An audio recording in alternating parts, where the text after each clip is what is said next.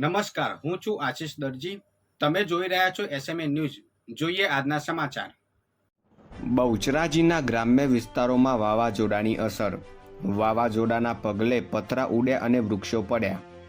દેવીનાપુરા અને હિંગળાજપુરા ગામોમાં વાવાઝોડાની અસર સર્જાઈ. વૃક્ષો ધરાશાયી થતાં પતરા ઉડતા ઈજાઓ થઈ હતી. 5 લોકોને સામાન્ય ઈજાઓ પહોંચી હતી.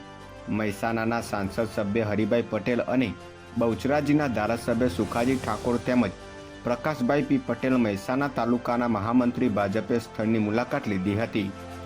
વાવાઝોડાનો ભોગ બનેલા દેવીનાપુરા અને હિંગળાજપુરા ગામોની મુલાકાત લીધી હતી. વધુ સમાચાર માટે જોતા રહો એસએમએ ન્યૂઝ.